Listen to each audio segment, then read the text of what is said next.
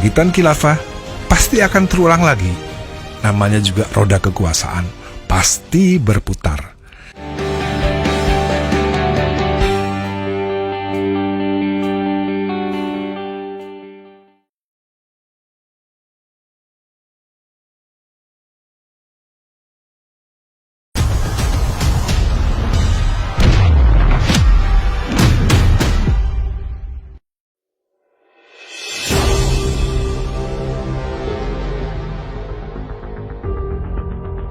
Siapa yang paling takut hingga menjadi paling anti terhadap khilafah? Jawabannya, ya tentu adalah mereka yang sedang berkuasa saat ini. Siapa? Siapa yang berkuasa saat ini? Luhut Binsar Panjaitan kah? Hendro Priyono kah?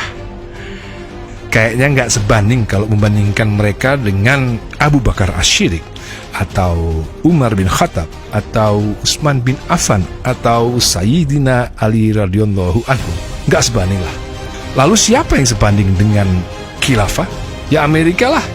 Amerika dan Inggris dengan negara-negara barat di belakangnya. Loh kok? Makanya penting untuk tahu dan paham soal sejarah. Amerika itu baru 74 tahun berkuasa atas dunia. Khilafah pernah menguasai dunia hampir 1000 tahun. Mungkin 1000 tahun lebih, meskipun diinterupsi sebentar oleh Perang Salib hingga ekspansi Mongol. Kenapa Amerika takut sekali dengan khilafah? Maksudnya Amerika dan negara-negara barat lainnya takut sekali dengan khilafah karena mereka belajar soal sejarah. Begini, di zaman dinasti Abbasiyah, ilmu dan teknologi ditemukan. Jika tidak ada ilmuwan-ilmuwan Islam seperti 1. Muhammad Ibnu Musa Al-Khwarizmi yang lahir tahun 780 Masehi dan meninggal tahun 850 Masehi. Beliau orang Iran, bukan orang Arab.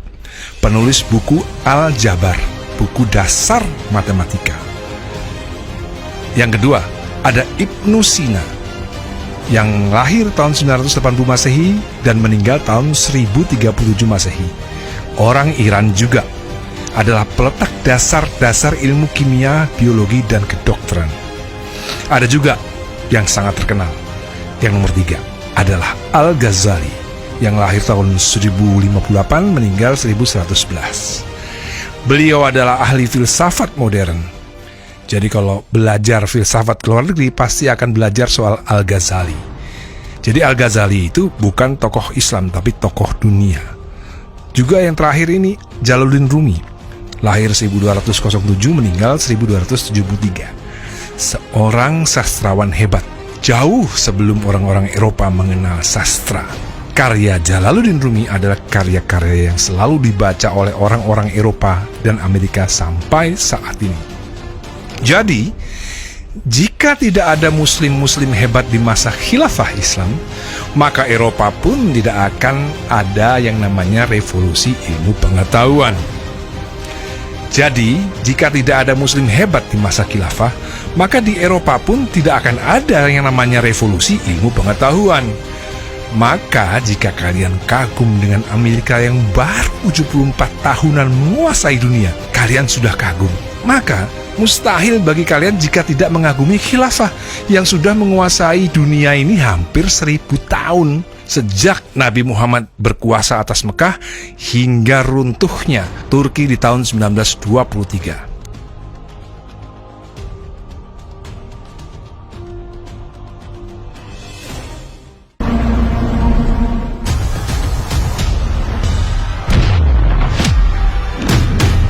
Jadi, kita akan kembali lagi di zaman awal pertama kali ada kerajaan modern di dunia. Sebagai ilustrasi, sejarah singkat peradaban manusia dan bangsa atau ras yang pernah menjadi pemimpinnya. Jadi, kita kembali lagi belajar soal siapa yang menguasai dunia pertama kali di dunia modern. Nomor 1, yang pertama kali menguasai dunia adalah bangsa Israel. Israel adalah kerajaan modern pertama di dunia. Rasnya Yahudi, agamanya pun juga Yahudi. Raja yang paling terkenal dari kerajaan Israel adalah David, King David. Dalam Islam dikenal sebagai Nabi Daud alaihissalam. Dan putra mahkotanya juga Nabi Sulaiman alaihissalam. Di dunia barat terkenal dengan nama King Solomon. Mereka berdua menguasai dunia sekitar 1000 tahun sebelum Masehi. Dan itu kisahnya diceritakan baik di Perjanjian Lama maupun di Al-Quran. Cuman bedanya kalau di Al-Quran, Nabi Daud dan Nabi Sulaiman adalah seorang rasul. Sementara di Perjanjian Lama dikisahkan bahwa David and Solomon adalah raja, bukan seorang nabi. Tapi dua-duanya adalah penguasa dunia saat itu, 1000 tahun yang lalu. Menguasai dunia hampir 300 tahun hingga akhirnya dikalahkan oleh bangsa Babilonia. Lalu bangsa yang menguasai dunia berikutnya adalah Babilonia tentunya. Babilonia ini sekarang disebut Irak. Rasnya Caucasian, yaitu kulit putih.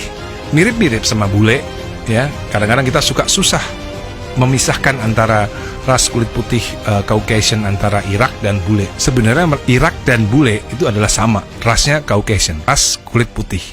Raja yang terkenal, ya tentu saja adalah raja yang berhasil menumbangkan kerajaan Israel saat itu, sekitar 700 tahun sebelum Masehi. Rajanya bernama Nebukadnezar. Nebukadnezar ini disebut juga di dalam Perjanjian Lama. Jadi kalau ditanya dari mana artefak sejarahnya, kita akan menjawab dari Injil Perjanjian Lama. Hingga akhirnya Babilonia atau sekarang disebut Irak dikalahkan oleh bangsa Persia. Maka dari itu kita nggak terlalu heran jika dulu sering kita dengar tahun 80-an perang Irak-Iran, karena bangsa Persia ini sekarang disebut Iran. Jadi bangsa ketiga yang menguasai dunia saat itu adalah bangsa Persia atau Iran. Rasnya sama, kulit putih Caucasian. Raja yang terkenal yaitu Darius the Great atau Xerxes. Kalau teman-teman pernah nonton film 300, di situ ada Raja Persia, Xerxes. Persia atau Iran menguasai dunia itu kira-kira 150 tahunan. Hingga akhirnya mereka dikalahkan oleh seorang tokoh yang sangat terkenal, yaitu bernama Alexander the Great dari Macedonia. Macedonia itu bisa dibilang adalah kerajaan daripada nenek moyangnya orang-orang Amerika dan Eropa sekarang. Jadi Macedonia itu adalah Eropa. Macedonia adalah bangsa yang nomor 4 menguasai dunia. Setelah tadi Israel, Babilonia, Persia, dan akhirnya Macedonia berhasil menguasai dunia saat itu. Raja yang terkenal tentu saja Alexander the Great, berkuasa 200 tahunan dan diteruskan oleh Romawi. Jadi Romawi itu adalah kepanjangan tangan dari Macedonia dan juga Yunani. Bangsa nomor 5 yang menguasai dunia adalah Romawi. Rasnya kulit putih dan Yahudi. Raja yang terkenal Julius Caesar, Nero, Konstantin the Great. Romawi berkuasa atas dunia selama 500 tahun. Mungkin lebih, mungkin kurang. Karena ketika Jesus Christ lahir dan naik ke langit, disitulah yang berkuasa rezimnya adalah rezim Romawi. Rezim yang sangat membenci Jesus Christ, dan akhirnya tahun 300 Masehi, akhirnya rezim Romawi lah yang juga menyebarkan agama Kristen ke seluruh dunia. Setelah itu, setelah Romawi tumbang, muncullah kekuatan baru, yaitu yang disebut sekarang sering kita dengar adalah khilafah. Jadi khilafah itu adalah kekuatan ke-6 yang menguasai dunia.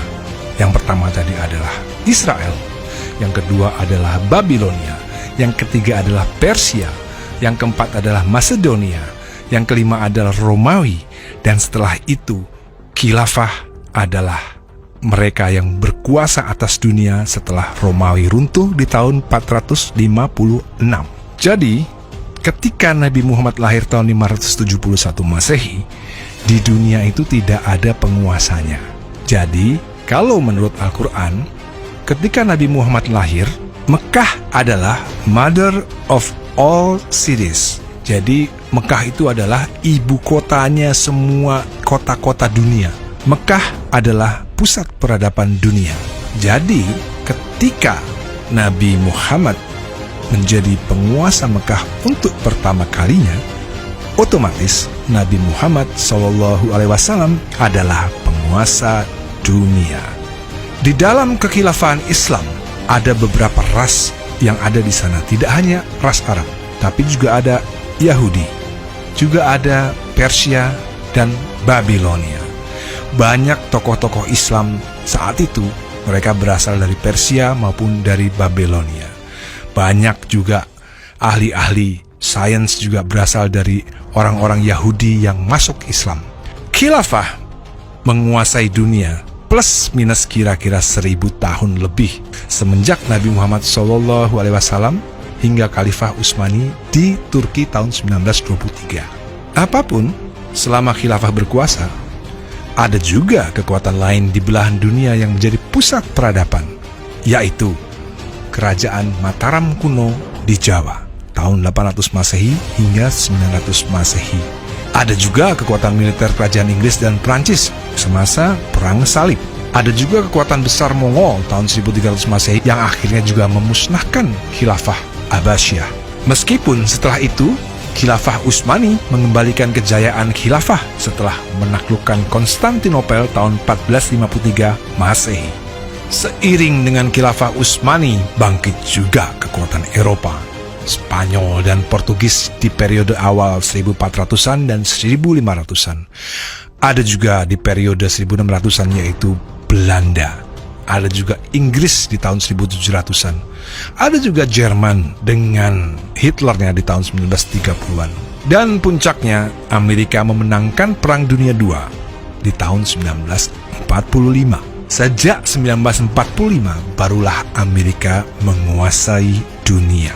Tentunya rasnya ras kulit putih dan Yahudi. Secara formal, mereka sudah berkuasa selama 75 tahun. Wajar jika mereka ngeri-ngeri sedap kalau dengar kata-kata khilafah, karena di dalam otak mereka langsung kebayang wajahnya Sultan Salahuddin. Jadi yang menganggap khilafah adalah musuh bukanlah Pancasila. Kenapa? Karena kita, bangsa Indonesia, tidak pernah menguasai dunia. Tetapi dunia yang sekarang dipimpin oleh Amerika lah yang takut terhadap kebangkitan khilafah. Yang pasti, kebangkitan khilafah pasti akan terulang lagi. Namanya juga roda kekuasaan, pasti berputar.